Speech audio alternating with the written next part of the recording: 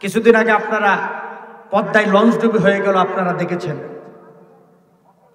একজন সাংবাদিক, একজন ব্যক্তি, আল্লাহর এক বান্দা, বহু কষ্ট করে পদ্মার তীরে উঠে এসে বলছে, ও সাংবাদিক ভাইরা শোনো, জীবনে তো আলেম ওলামাদের মুখে কিয়ামতের কথা অনেক শুনেছি, আজকে পদ্মার ভিতরে, পদ্মার মাঝখানে নিজের চোখে আজকে কিয়ামত দেখে আসলাম। সাংবাদিকরা অবাক হয়ে গেল, বলল, ভাই নিজের চোখে কিয়ামত মানে কি কিয়ামত দেখেছেন? বলছে, ভাই নিজের চোখে আজকে কিয়ামত দেখলাম। বলছে, বলেন তো। তিনি বললেন, ভাই সাংবাদিক ভাই শোনো, আমার এই কথাটা তাম পৃথিবীর মানুষকে তুমি বলে দাও, পৃথিবীর মানুষকে ছড়িয়ে দাও, আমি আজকে নিজের চোখে কিয়ামত দেখেছি। বলল, কিভাবে? উনি বললেন যে আমি, আমার স্ত্রী আর 10 বছরের একটা ছেলে আর 7 বছরের একটা মেয়ে, আমরা 4 জন মিলে বেড়াতে যাওয়ার উদ্দেশ্যে একটা লঞ্চের ভিতরে গিয়ে উঠলাম। লঞ্চটি ছিল 3 তলা। লঞ্চটি যখন ছেড়ে দিল, আস্তে আস্তে লঞ্চটি যখন পদ্মার মাঝখানে গেল, তখন ঝড়ের কবলে পড়ে লঞ্চটি তলিয়ে যেতে লাগলো, ডুবে যেতে লাগলো। জাহাজের যিনি নাবিক ছিলেন, যিনি ড্রাইভার ছিলেন, তিনি এসে বললেন, ও যাত্রী ভাই বোনেরা আমার, অল্প কিছুক্ষণের ভিতরেই লঞ্চটি পানির তলে তলিয়ে যাবে, আমাদের কিছু করার নেই, যে যার মতো নিজের জীবন বাঁচানোর জন্য তোমরা চেষ্টা করো, আমাদের কিচ্ছু করার নেই, আর অল্প কিছুক্ষণের ভিতরে ডুবে যাবে লঞ্চটি। আল্লাহর ওই বান্দা বলে, আমার মা বোনেরা ভালো করে খেয়াল করেন, সোনামণি যুবকরা, আল্লাহর ওই বান্দা বলে, হে সাংবাদিক ভাই শোনো, ড্রাইভার যখন এই ঘোষণা দিল, আমি লাফ দিলাম, আমার সন্তানগুলো লাফ দিল, আমার স্ত্রী পানিতে ঝাঁপ দিল, সবাই যে যার মতো নিজের জীবন বাঁচানোর জন্য চেষ্টা করতে লাগলো, আমিও চেষ্টা করতে লাগলাম। আমি ঝাঁপ দিলাম, আস্তে আস্তে লঞ্চটি পানির তলে তলিয়ে যাচ্ছে। আমি তাকিয়ে দেখি সবাই পানির উপরে হাবুডুবু খায়, একবার ডুবে একবার ওঠে। আমি তাকিয়ে দেখি সেখানে কোনো শব্দ নেই, একটাই শুধু শব্দ হয়, বাঁচাও বাঁচাও বাঁচাও বাঁচাও বাঁচাও বাঁচাও বাঁচাও। আমি তাকিয়ে দেখলাম কেউ কারোর দিকে ছুটে আসে না, বাঁচানোর জন্য আগিয়ে আসে না, সবাই নিজের জীবন বাঁচানোর জন্য চেষ্টা করতে লাগলো। আমিও চেষ্টা করতে লাগলাম। মনে মনে চিন্তা করলাম, দেখি আমার পরিবারটিকে বাঁচানো যায় কিনা। একবার স্ত্রীকে ভাসিয়ে ধরি, আরেকবার ছেলেটিকে ধরি, আরেকবার মেয়েটিকে ধরি। চিন্তা করলাম এরকম করলে 4 জনই পানির ভিতরে ডুবে মারা যাব। মনে মনে চিন্তা করলাম, চোখের সামনে কত মানুষ পানির ভিতরে তলিয়ে গেল দেখতে পেলাম, কিছুই করতে পারলাম না। মনে মনে চিন্তা করলাম এরকম করলে 4 জনই ডুবে মারা যাব। এই চিন্তা করে যার সাথে দীর্ঘদিন একসাথে সংসার করেছি, আমার স্ত্রীর চিন্তা বাদ দিয়ে দিলাম। মনে মনে চিন্তা করলাম স্ত্রী ডুবে যায়, যাক, আমার কলিজার 2টা টুকরা সন্তানকে বাঁচাতে পারি কিনা দেখি। এই চিন্তা করে পদ্মার পানির ভিতরে আমার স্ত্রীকে আমি নিজের হাতে পদ্মার পানির ভিতরে ডুবিয়ে দিলাম। মেয়েটিকে বললাম, মা তুমি আমার মাজার বেড় চেপে শক্ত করে ধরে থাকো, দেখি তোমাকে আর তোমার ভাইকে বাঁচাতে পারি কিনা দেখি। এই চিন্তা করে আমার ছেলেটিকে পানির উপরে ভাসিয়ে ধরে মেয়েটিকে পিঠে করে সাঁতার কাটা আরম্ভ করলাম। সাঁতার কাটতে কাটতে কাটতে কাটতে পদ্মার বড় বড় ঢেউ আসতে লাগলো। ডান দিকে শুধু পানি আর পানি, বাম দিকেও পানি, সামনে পানি পিছনে পানি। পদ্মার বড় বড় ঢেউ আসতে লাগলো, আমার ভয় হয়ে গেল। মনে মনে চিন্তা করলাম, না জানি এখনই মনে হয় ডুবে মারা যাব। এই চিন্তা করে আমি চিন্তা করলাম, না এরকম করলে তো 3 জনই ডুবে মারা যাব। তখন আমার একমাত্র ছেলের চিন্তা বাদ দিয়ে দিলাম। মনে মনে চিন্তা করলাম, ছেলেটি মারা যায়, যাক, আমি আমার একমাত্র মেয়েটিকে বাঁচাতে পারি কিনা দেখি। এই চিন্তা করে আমি আমার একমাত্র ছেলেকে আমি নিজের হাতে পদ্মার পানির ভিতরে ডুবিয়ে দিলাম। মেয়েটিকে বললাম, মা তুমি আমাকে ধরে থাকো। চোখের ভিতরে পানি নিয়ে মেয়েটিকে নিয়ে সাঁতার কাটা আরম্ভ করলাম, কিন্তু আর যেতে পারলাম না। পদ্মার পানি দেখে ভয় হয়ে গেল। উদ্ধার কর্মীদের কোনো খবর নেই। মনে মনে চিন্তা করলাম দেখি উদ্ধার কর্মীরা আসে কিনা দেখি, কিন্তু না না না, কেউ আসে না। চতুর্দিকে পানি আর পানি। নিজের জীবনের প্রতি খুব মায়া হয়ে গেল, আমার জীবন খুব মায়া হয়ে গেল, মনে হলে এখনই ডুবে যাব। এই চিন্তা যখন ভিতরে আসলো, আমি আমার মেয়েটিকে আমার কাছ থেকে একটু আলাদা করার চেষ্টা করতে লাগলাম। কিন্তু মেয়েটি আমার আচরণ বুঝতে পেরে বলছে, আব্বু বুঝতে পেরেছি আজকে তুমি বড় নিষ্ঠুর হয়ে গিয়েছো, আমাকে তুমি পানিতে ডুবিয়ে দিতে চাও। আব্বু তুমি আমাকে ছেড়ে দিও না, তুমি না আমাকে অনেক ভালোবাসো, বাড়িতে আসলে সর্বপ্রথমে আমার সঙ্গে দেখা করো, দূরে কোথাও গেলে শেষে আমার সঙ্গে দেখা করে যাও। আব্বু তুমি না আমাকে এত ভালোবাসো। গালে চুমু খাই। ও সাংবাদিক ভাইরা শোনো, আমার মেয়ে আমাকে জড়িয়ে ধরেছে, গালে চুমু খায়, কপালে চুমু খায়, বুকের সাথে জড়িয়ে ধরেছে। আমার খুব মায়া হয়ে গেল, মোহব্বত হয়ে গেল, চোখ দিয়ে পানি পড়ে।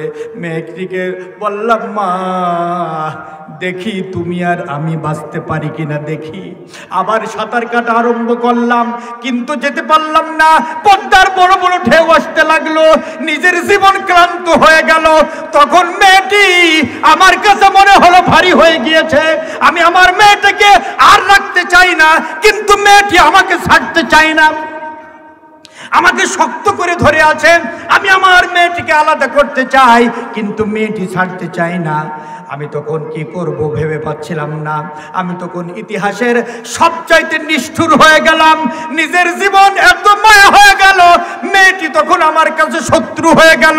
যে মেয়েকে একবেলা না দেখলে থাকতে পারতাম না, মেয়েটি বারবার আব্বু আব্বু বলে ডাকে আর কোলে চুমু খায়, গালে চুমু খায়, কিন্তু আমার কিছুই করার নেই। আমি তখন আমার নিজের জীবন বাঁচানোর জন্য, আমার মেয়েকে আলাদা করার জন্য আমি আমার মেয়ের হাতের ভিতরে কামড় বসিয়ে দিলাম। যেই না কামড় দিয়েছি, মেয়েটি আব্বু বলে চিৎকার করে হাতটার শীতল হয়ে গেল। আমি ইতিহাসের সবচাইতে নির্মম নির্দয়ের মতো কাজ করে ফেললাম। আমি আমার মেয়ের হাতের মধ্যে কামড়িয়ে রক্তাক্ত করে দিলাম। আমার মেয়ে আমাকে ছেড়ে দিল। আমি পদ্মার পানির ভিতরে, আমি আমার একমাত্র মেয়েকে আমি পদ্মার পানির ভিতরে তলিয়ে দিলাম। ও সাংবাদিক ভাইরা, চোখের সামনে আমার মেয়ে চলে গেল, কলিজার টুকরা ছেলেটি চলে গেল, স্ত্রী চলে গেল, কিছুই করতে পারলাম না। আল্লাহ পাক বলেছে, ওয়ালা তাজিরু ওয়াজিরাতু বিজরা উখরা। সেদিনের কথা স্মরণ করো যেদিন কেউ কারো উপকার করতে পারবে না, নিজের বোঝা নিজেকে টানতে হবে, কেউ কারো বোঝা বহন করবে না। এই জন্য আমার ভাইরা, আজকে আমাদের গুনাহ করতে ভালো লাগে, চামড়াকে এড়িয়ে গুনার কাজ করতে হবে। যেই চামড়াকে এত সজীবতা বানায়, ফেসিয়াল করি, ভুলু প্লাগ করি আমরা মেয়েরা, এই চেহারা আপনার বিরুদ্ধে সাক্ষী দেবে কিয়ামতের মাঠে। গুনাহ করতে মন চায়, তাই না? চোখ দিয়ে ব্লু ফিল্ম দেখ। আমরা তো নিজেদেরকে খুব চালাক মনে করি। আল্লাহ পাক বলছেন, প্রত্যেকটা গুনার পিছনে 4টি করে সাক্ষী আমি আল্লাহ হাজির করব। যাবি কোথায় তুই? পালাবি কোথায়? 1 নাম্বার সাক্ষী কিরামান কাতিবিন, 2 জন 2 কাঁধে ফেরেশতা আল্লাহ কিয়ামতে হাজির করবে। 2 নাম্বার সাক্ষী ইয়াউমা ইদিন তুহাদ্দিসু আকবারহা, যেই জমিনে বসে তুমি গুনার কাজ করলে এই জমিনটুকু সাক্ষী দেবে। 3 নাম্বার সাক্ষী ওয়াকুল্লা ইনসানিন আলসামনাহু তাইরহু ফি উনুকিহি। আল্লাহ পাক বলছেন 3 নাম্বার সাক্ষী প্রত্যেকটা, এই যে দেখেন খেয়াল করেন, প্রত্যেকটা মানুষের, প্রত্যেকটা মহিলার, প্রত্যেকটা মানুষের ঘাড়ের কাছ থেকে আল্লাহ তাআলা একটা মেমোরি কার্ড বের করবে। কি কার্ড? Memory card. মেমোরি কার্ডের কাজ কি? সংরক্ষণ করা। আপনাকে যে 60 বছর আল্লাহ জীবন দিয়েছে, এই 60 বছরে কি করেছেন, ওই ঘাড়ের নিচ থেকে মেমোরি কার্ড বের করে ওই মেমোরি কার্ডে আমার আপনার জীবনীটা সংরক্ষণ করা আছে, কিয়ামতে আল্লাহ দেখাবে। 4 নাম্বার সাক্ষী। তাহলে প্রত্যেকটা গুনার পিছনে কয়টা সাক্ষী? 4টি করে। 4 নাম্বার সাক্ষী আল্লাহ রাব্বুল আলামিন বলেন, আল-ইয়াওমা নাখতিমু আলা আফওয়াহিহিম ওয়া তুকাল্লিমুনা আইদিহিম। আল্লাহ পাক বলছেন নিশ্চয় কিয়ামতের মাঠে মানুষ যে এই মুখ দিয়ে যত সুপাবাজি, গীবত করা, গালি দেওয়া, চুগলখড়ি করা, মুনাফিকি করা মানুষ এই মুখ দিয়ে করে থাকে, আল্লাহ তাআলা কিয়ামতের মাঠে এই মানুষের জবানটা বন্ধ করে দেবে। জবানটা বন্ধ করে দেবে, আপনার এই হাত সাক্ষী দেবে, পা সাক্ষী দেবে, জিহ্বা সাক্ষী দেবে, আপনার অঙ্গ প্রত্যঙ্গগুলো, আপনার চামড়া আপনার ব্যাপারে সাক্ষী দেবে। তাহলে প্রত্যেকটা গুনার পিছনে কয়টা সাক্ষী থাকবে? 4টা করে সাক্ষী হাজির করবে। এই জন্য খুব হিসাব নিকাশ করে গুনার কাজ করতে হবে। আমার আপনার একটা পবিত্র জীবন আমাকে আপনাকে বানাতে হবে। বন্ধুগণ আমার, এই জন্য বলছিলাম আল্লাহর ভালোবাসা তারা পাবে দুনিয়াতে, মুহসিন বান্দা যারা হবে, ভালো ভালো কাজ যারা করবে, আল্লাহর ভালোবাসা তারা পাবে। আর আল্লাহর ভালোবাসা যারা পাবে, আল্লাহর জান্নাতে যারা যাবে, জোরে বলেন সুবহানাল্লাহ। ভালোবেসে যদি তুমি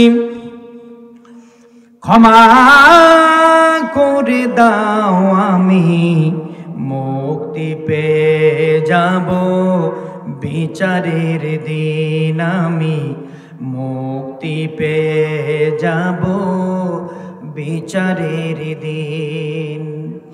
আমাকে ক্ষমা করে দিও, তোমারই রহমে ভরা সুখময় জান্নাতে দিও। আমাকে ক্ষমা করে দিও, তোমারই রহমে ঘেরা সুখময় জান্নাতে দিও। চাইব না কোনো দিন কোনো কিছুই, যদি তোমার পথে হয় জীবন বিলীন। ভালোবেসে যদি তুমি ক্ষমা করে দাও, আমি মুক্তি পেয়ে যাব বিচারের দিন, আমি মুক্তি পেয়ে যাব বিচারের দিন। তাহলে বলছিলাম এই দুনিয়াতে আল্লাহ রাব্বুল আলামিন 4 প্রকার মানুষকে ভালোবাসে। জোরে বলেন কয় শ্রেণী? 2 নম্বর আলোচনা করছিলাম। আল্লাহ রাব্বুল আলামিন বলেন ইন্নাল্লাহা ইউহিব্বুল মুহসিনিন। আল্লাহ রাব্বুল আলামিন বলেন এই দুনিয়াতে সবচেয়ে আমার ভালোবাসা পাবে তারা, দুনিয়াতে মুহসিন বান্দা তারা। আপনারা বলবেন যদি আমাদের আল্লাহর ভালোবাসা অর্জন হয়, আল্লাহ রাব্বুল আলামিন আমাদের পুরস্কার হিসাবে কি দেবেন?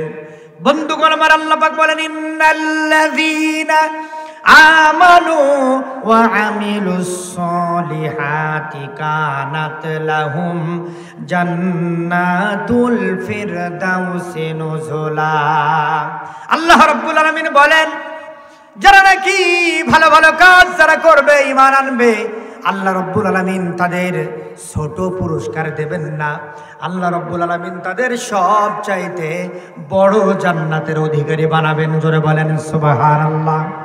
এই জন্য আমাকে আপনাকে যদি বড় জান্নাতের অধিকারী হতে হয়, তাহলে পরে আমাদেরকে দুনিয়াতে ভালো কাজ করে যেতে হবে। আপনারা বলেন তো, এই দুনিয়াতে আলোচনা করছিলাম নামাজ পড়া, রোজা করা, হজ করা, যাকাত দেওয়া, ইসলামী আন্দোলন করা, জিহাদ করা। আপনারা বলেন তো ভালো কাজ না খারাপ কাজ? মসজিদ, মাদ্রাসা, এতিমখানা, দুস্থদের মাঝে আল্লাহ পাক বলেন ওয়ালা ইয়াহুদ্দু আলা তুআমিল মিসকিন। আল্লাহ পাক বলছেন দুস্থদের খাবার বিতরণ করা, দান করা। আপনারা বলেন এইগুলো ভালো কাজের ভিতরে পড়ে না খারাপ কাজের মধ্যে পড়ে? তাহলে আমরা ভালো কাজ করতে চাই না? আমরা যে মসজিদের উদ্যোগে আমরা মাহফিল শুনতে এসেছি, আপনারা বলেন এই মসজিদ কার ঘর? জোরে বলতে হবে কার ঘর? বলবেন হুজুর এই ঠনঠনি এলাকার মানুষরা হাতে করে 1 বছরের মসজিদ করলো, আর আপনি বলছেন মসজিদ আল্লাহর ঘর। এটাকে মানা যায় নাকি? আমরা হাতে করে তৈরি করলাম আর আপনি বলছেন আল্লাহর ঘর। মসজিদ আল্লাহর ঘর কি করে হলো? এখানে তো আল্লাহর ঘর ছিল না। আমরা হাতে করে তৈরি করলাম, আর আপনি বলছেন আল্লাহর ঘর। একটি ইতিহাস, একটি ঐতিহাসিক মত পাওয়া যায়।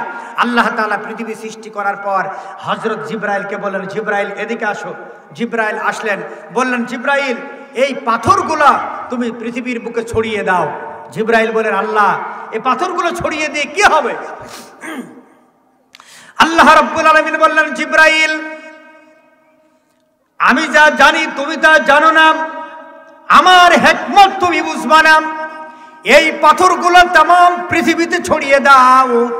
এই পাথরগুলো পৃথিবীর যে যে জায়গায় যে যে স্থানে পড়বে, কিয়ামতের আগে হলেও ওই এলাকার মানুষদের দিয়ে, আমার বান্দা বান্দীদের দিয়ে আমি আল্লাহ আমার নামে একটা মসজিদ ঘর নির্মাণ করব। জোরে বলেন সুবহানাল্লাহ। যদিও আমরা হাতে করে বানিয়েছি, আল্লাহ আমাদের আল্লাহর পরিকল্পনা অনুযায়ী আমাদেরকে দিয়ে ওই এলাকায় একটা মসজিদ নির্মাণ করবে। জোরে বলেন আল্লাহু আকবার। তাহলে মসজিদ কার ঘর? জোরে বলতে হবে, কার ঘর? আল্লাহর ঘর। মসজিদ হচ্ছে আল্লাহর ঘর। আর আল্লাহর ঘরে যারা সহযোগিতা করবে, আল্লাহ রাব্বুল আলামিন তাদের মর্যাদা ইহকাল এবং পরকালে বাড়িয়ে দেবে। সুবহানাল্লাহ বলবেন না? বিশ্বনবী জনাবে মুহাম্মদ রাসূলুল্লাহ সাল্লাল্লাহু আলাইহি ওয়াসাল্লাম মসজিদে যখন কুবা বিশ্বনবী প্রতিষ্ঠিত করবে, সেই কুবা মসজিদ নিজের চোখে দেখে আসলাম। আল্লাহর নবী বললেন, ও সাহাবীরা, আমি একটা জায়গা পছন্দ করেছি, ওই জায়গাটা আমার খুব প্রিয় জায়গা। ওই জায়গায় আমি ইচ্ছা করেছি আমি একটি মসজিদ ঘর নির্মাণ করব। সাহাবারা বলল, ঠিক আছে করেন, কোনো ব্যাপার নয়। বিশ্বনবী বললেন, ঠিক আছে। আল্লাহর নবী বললেন, যেহেতু যেই জায়গাটা আমার পছন্দ হয়েছে, ওই জমিটা যেহেতু মুসলমানদের না, একজন ইহুদির জায়গা, তুমি যাও।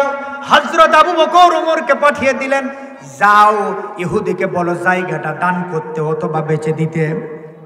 আল্লাহর নবীর সাহাবীরা এক এক করে সবাই গেলেন। ইহুদিকে বোঝানো হলো। ইহুদি বলল, না না না, আমি আমার এই জায়গা বিক্রি করব না অথবা দানও করব না।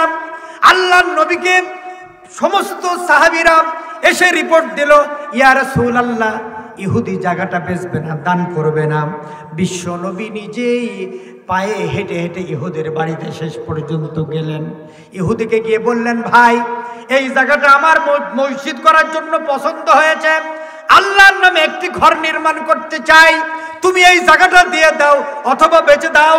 ইহুদি বিশ্ব নবীকে অপমান করে মুখের উপরে তাড়িয়ে দিল, বলল, মুহাম্মদ তোমার সাহস তো কম না, তুমি ওই আমার জায়গাটা দখল করার জন্য তুমি আমার কাছে এসেছো, চলে যাও, দূর হয়ে যাও, আমি আমার জায়গা বেচবো না।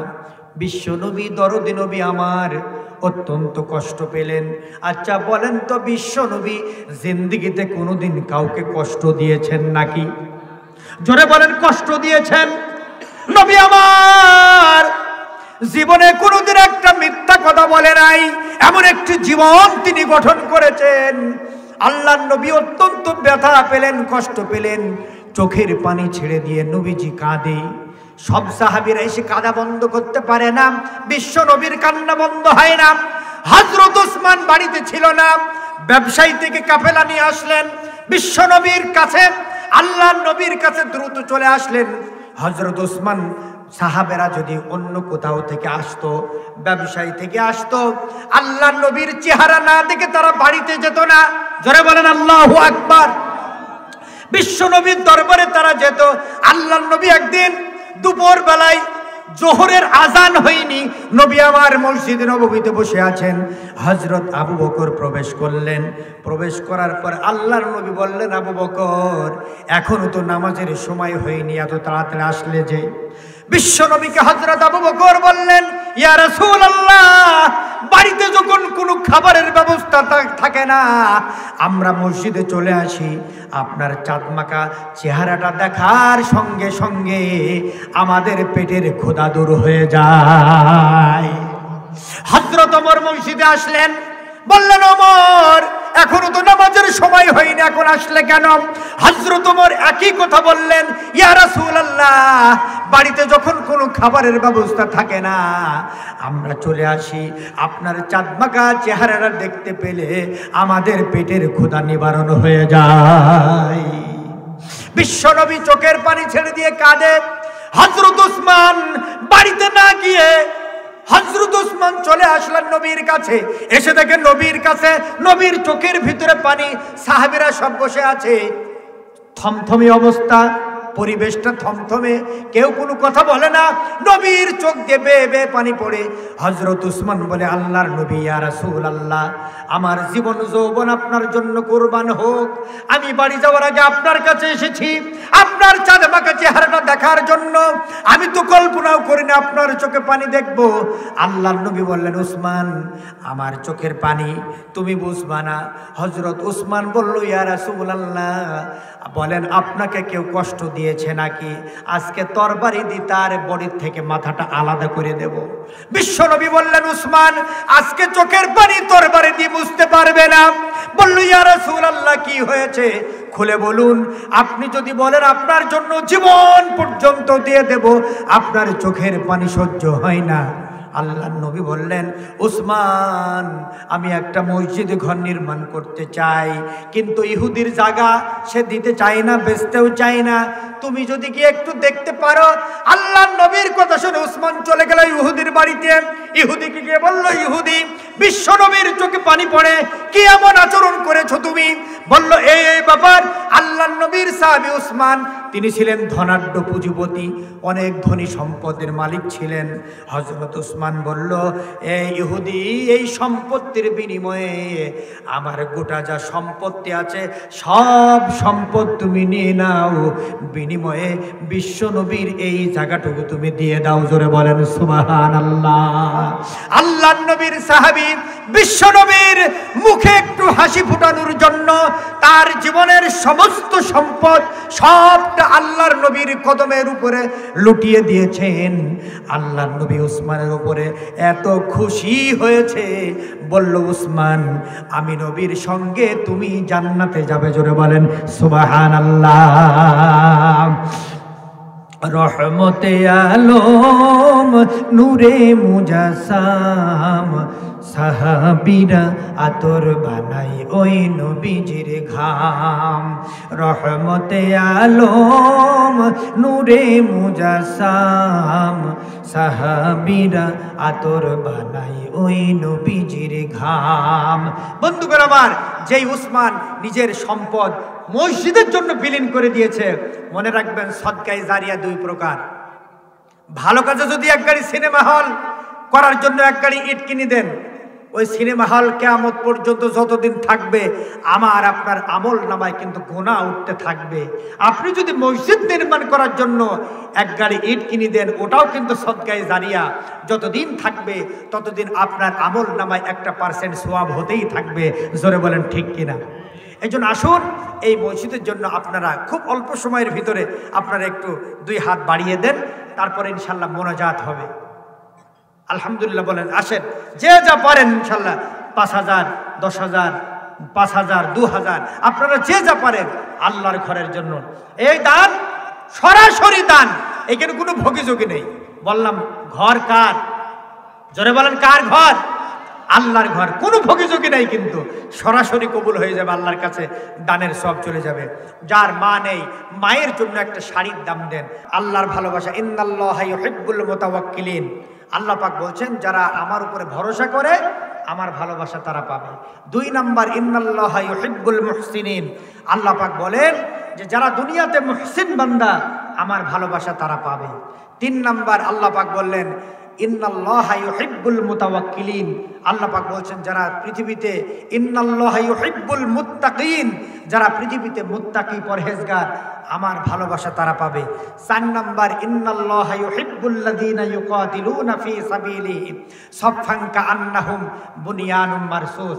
আল্লাহ পাক বলেন আমার ভালোবাসা তারা পাবে দুনিয়াতে যারা সীসা ঢালা প্রাচীরের মতো আমার রাজ কায়েম করার জন্য, কোরআনের সমাজ কায়েম করার জন্য প্রাচীরের মতো যারা মজবুতভাবে দাঁড়িয়ে সংগ্রাম করবে। জোরে বলেন ঠিক কিনা? এই সমাজ ব্যবস্থা আমরা চাই না।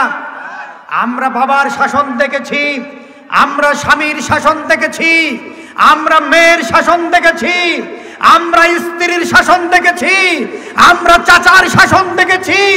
আমরা এবার কোরআনের শাসন দেখতে চাই। জোরে বলেন ঠিক কিনা? কারা কারা চাই দুহাত তুলে দেখান।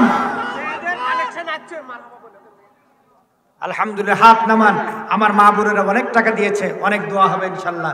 তাহলে আমরা এবার কোরআনের শাসন দেখতে চাই, চাই না? চাই না? বলেন আল্লাহ আমাদের ভালোবাসে না বাসে না? জোরে বলতে হবে, ভালোবাসে না বাসে না? গজল হবে একটা, জোরে বলেন হবে? কষ্ট লাগবে না তো? আল্লাহ যে আমাদের ভালোবাসে।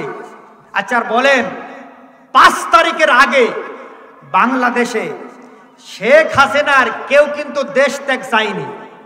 আমরা সবাই চেয়েছিলাম আপনি আর নির্যাতন করেন না, আপনি পদত্যাগ করেন। কিন্তু আল্লাহ আমাদের কত ভালোবাসে, আমরা চাইলাম পদত্যাগ, আল্লাহ করে দিল দেশ ত্যাগ। আসতে ঠিক না? জোরে ঠিক। এই জন্য আমরা আল্লাহর শুকরিয়া আদায় করে একটা গান বলি। আল্লাহ তোমার দরবারেতে হাজার শুকরিয়া, আল্লাহ তোমার দরবারেতে হাজার শুকরিয়া। হাসিনা পালাইছে দেশটা ছাড়িয়া, স্বৈরাচার পালাইছে দেশটা ছাড়িয়া। আসতে ঠিক না? জোরে ঠিক। কোথায় আওয়ামী লীগ, কোথায় কাদের কাকা, কোথায় গেল ওই জালিমের গরম গরম কথা? আসতে ঠিক না? জোরে ঠিক। কোথায় আওয়ামী লীগ, কোথায় কাদের কাকা, কোথায় গেল ওই জালিমের গরম গরম কথা? খেলা হবে, খেলা হবে, খেলা হবে, জোরে বলেন হবে।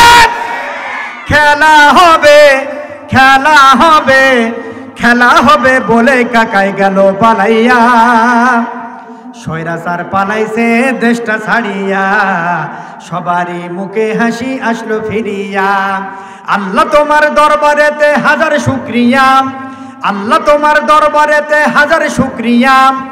স্বৈরাচার পালাইছে দেশটা ছাড়িয়া, সবারই মুখে হাসি আসলো ফিরিয়া। সালাম তোমায় সাঈদ, আরো যারা শহীদ, ভুলবে না এই ছাত্র সমাজ হইছে যারা শহীদ। সালাম তোমায় সাঈদ, আরো যারা শহীদ, ভুলবে না এই ছাত্র সমাজ হইছে যারা শহীদ। পরপারে রেখো তাদের নাজনিয়া মতি দিয়া, স্বৈরাচার পালাইছে দেশটা ছাড়িয়া, সবারই মুখে হাসি আসলো ফিরিয়া। আল্লাহ তোমার দরবারেতে হাজার শুকরিয়া, আল্লাহ তোমার দরবারেতে হাজার শুকরিয়া। হাসিনা পালাইছে দেশটা ছাড়িয়া, স্বৈরাচার পালাইছে দেশটা ছাড়িয়া, সবারই মুখে হাসি আসলো ফিরিয়া। মারহাবা হবে, জোরে বলেন হবে। বন্ধুগণ আমার, একটা ঘটনা